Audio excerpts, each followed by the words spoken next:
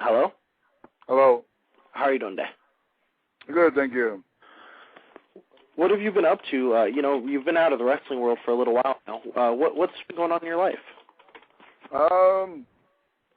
Just working and working. Working. Yeah. When was the last time you seen Barbarian? I'm sorry? Barbarian? I said, when was the last time you seen him? Yeah, even Barbarian. Barbarian is still active in wrestling more than I do. And he have a business on the side also. It's going on in North Carolina. Mm-hmm. So. Definitely. Do you see yourself getting back into the wrestling business? Like, in the ring? No, not in the ring. You know, it's done, and I'm just enjoying the family now and enjoy working, and also just to see the ex-co-workers or ex-wrestlers. It's just a great thing. To see them now and then when I go out for autograph signing or stuff like that. Definitely. Juice and Jobber, go ahead. All right, this is Juice and Jobber. How are you doing today? Good, thank you. It's a great pleasure to have you on the show. And to kick things off, I was wondering, how did you transition from sumo wrestling to professional wrestling? We came out of the island of Tonga. We were sent to represent the island in sumo, and sumo have a different outlook to, Japan have a different outlook for everything, but sumo specifically, they have a different way of looking at, once the boss or the oyakata, they we call in sumo, died, the widow can take over. She has to sell the club to someone else in sumo, so that's what happened. We were very young, and we were homesick. We wanted to go home. So that's basically what happened, and went back to the island, realized that I missed 3 years of my life there, that I had to keep going. So I turned around and wrote back to one of our sumo sponsors to see if I, can go back to sumo. And it didn't happen, so he said, how about pro wrestling? I said, okay, I try pro wrestling. That's how I end up with All Japan Pro Wrestling. Definitely. Nice. Damian Van Horn, go ahead. Thank you. This is Damian Van Horn here. In fact, what was it like when you left military service, training under family friends Rocky Johnson and Peter Maivia? What? I think you got the wrong questions, bro. My next question for you actually was, what was it like teaming with Dino Bravo in the Montreal wrestling territory? It was a great thing, with Dino. I always read about Dino and everything like that until I end up in Montreal, and it was great. It was a great thing, We had a good program when over there with me turning babyface and tag up with Dino against the Legend of Doom. So it was a great thing. Definitely. Great. This is Juice and Jobber again. What I was wondering next is, what are your memories of body slamming Big John Studd? Well, it was my first break in the business, especially with WWF. It was great, and it was something that some of the people still talk about it today, and I thought maybe most of it are gone. Nobody remember it, but some of the people still remember it. Right. I know I definitely still remember. It was a great moment. Yeah, it was. It was a great moment for me. Mm-hmm.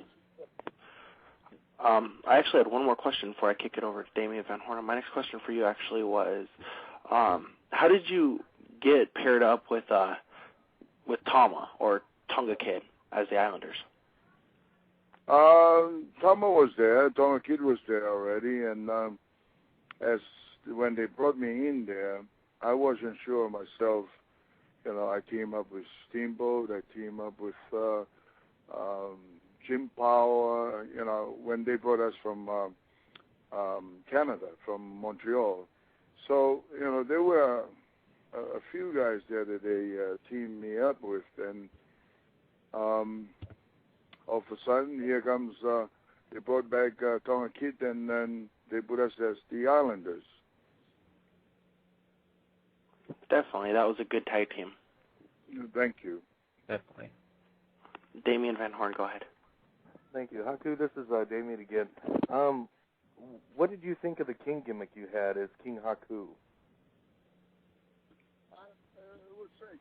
I believe there was the highlighted for Haku, you know, with WWF. Yeah. It was a great thing. I believe there was the highlights of my career with the name Haku. It was King Haku.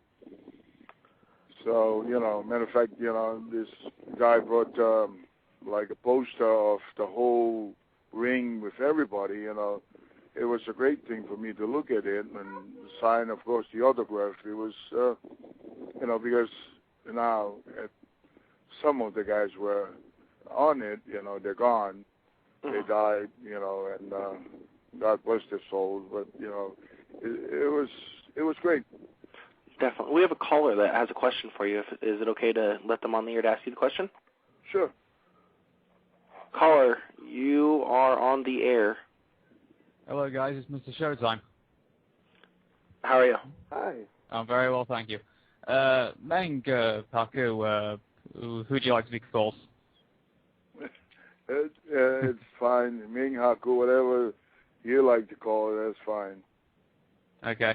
I'd like to ask you, when you first came into WCW, what was that like going into that promotion, and what are your feelings about the company as time progressed on? Well, going into WCW, it was, you know, some of the guys there that I worked with before, so I felt good, you know, because Steamboat, of course, with Ric Flair, Arn Anderson were there, you know. So I feel at home, you know what I'm saying? That we worked before, of course, Ric Flair being the NWA champion, you know, I wrestled him a few times, and Arn Anderson with WWF when he came in, you know, with Tali as the Brainbuster. So, you know, and Steamboat, of course, you know, with Japan and everything. When I started there, you know, he was a big star there in Japan. So, you know, I kind of, you know, so is the Devil, Sullivan, you know. So most of the guys there that I've seen before or worked with them before. Definitely.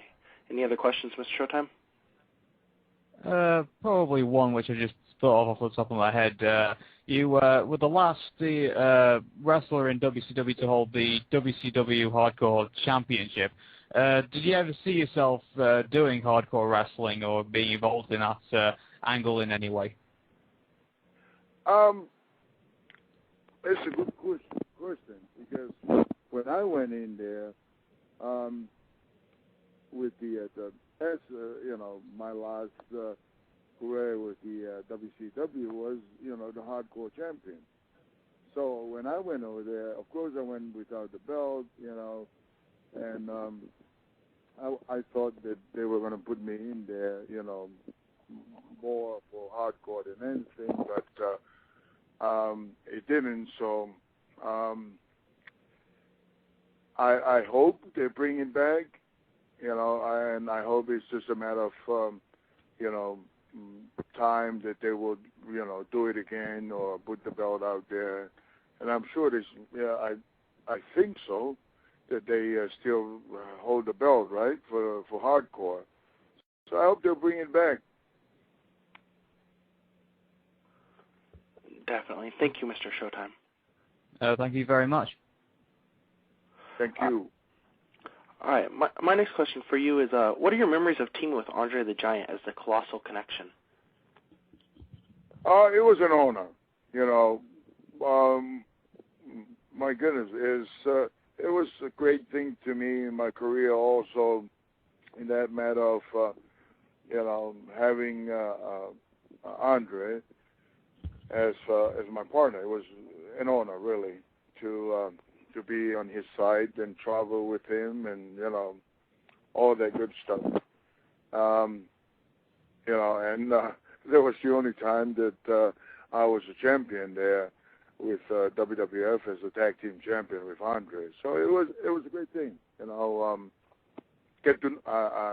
a great thing to know him and know a lot of things about him, when we traveled together, and it was a good thing. I wish that we were young, again, in that matter, but of course, when he was younger, there was nobody tag with him, so he was a man on his own. So I'm not sure, but I believe that was the only time he tagged up with somebody that long. You know what I'm saying? As tag team champion also. Definitely. Right. Those are definitely some great moments, and I loved watching them. And what I'm wondering as well is, what is your relationship with Hulk Hogan like? Great thing. I'm one of those people that I have a great relationship with everybody. Hulk Hogan was, like he said, he was a brother, and a great champion for our time. He was, for the guys, he was a very good champion. No selfish, no, he'll help you.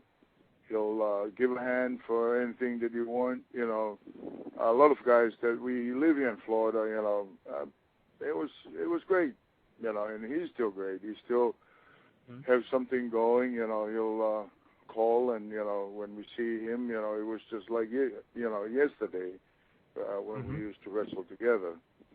So Hogan, he was a great person. I'm sorry for what's happening right now with his family, but when last time I was with them, the family were great, and I wish it was still the same. But things happen. So I wish them the best, and I hope everything will come back. Definitely. Oh gosh, yeah. Meng, the question I got for you is, brother, what are your memories of wrestling the Ultimate Warrior? The Ultimate Warrior, great wrestler, great body, and he was one of our in that time, with Hogan also. Those are the days that he came in with the days that everything was going bigger and bigger, Mm-hmm. So, sure. And of course, now is is unbelievable. But those days, as you all know, with WrestleMania, and it was good. It was a great addition to the business. Definitely. Most definitely. I wanted to know, whose idea was it for you to be called Meng and become Colonel Rob Parker's bodyguard in WCW? It was great. Colonel Parker, he was a good man, to be around. Really, he was fun. He was,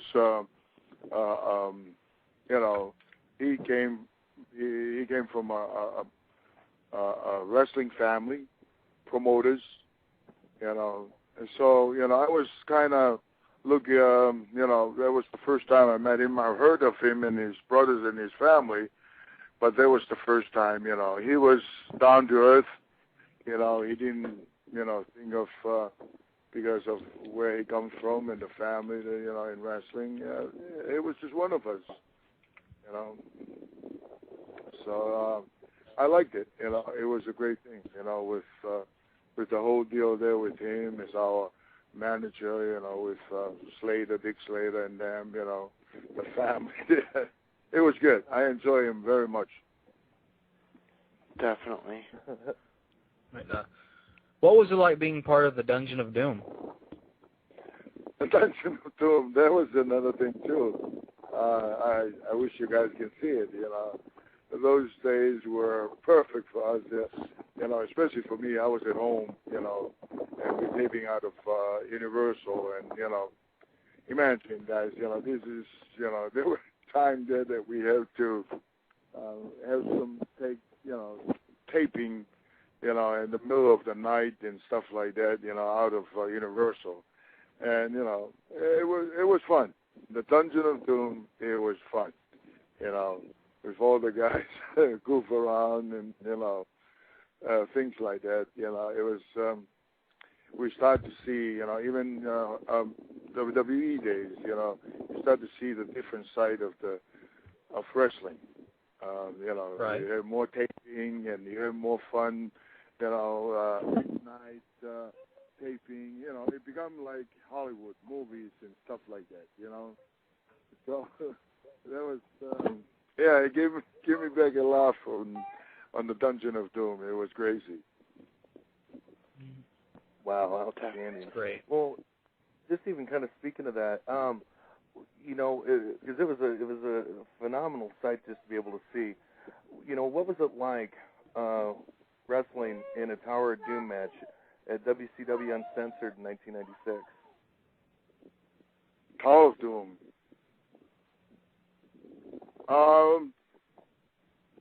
It was good. These are the things that you look back at it and see the difference of both companies. Start going, with the ratings against each other, or not against each other, but who can, make a better a deal or a better whatever they call it at that moment. You know what I'm saying?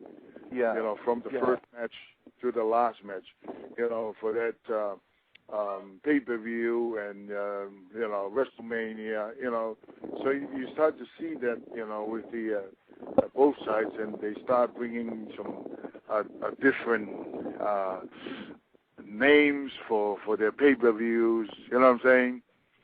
So those are the things that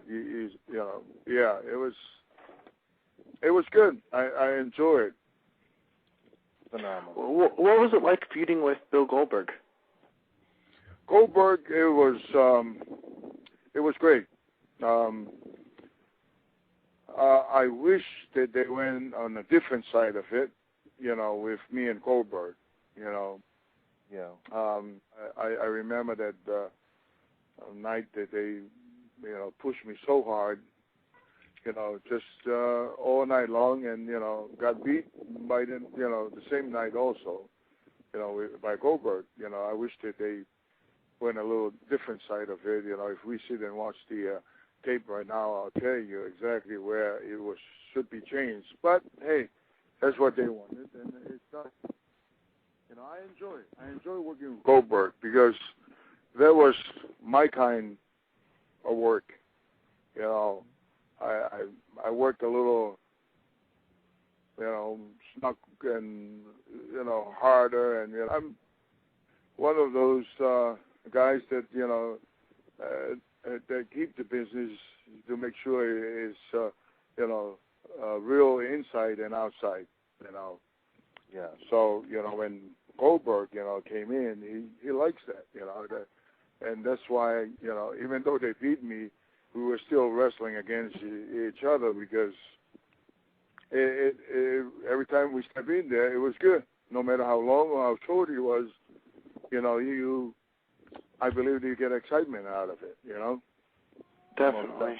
It was great to work with them, Definitely. What about the Young Stallions? Young Stallions, my goodness, yes. Paul and Jim. Oh, they were great, good bodies, handsome guys, and You know, believe it or not, when we went to Australia,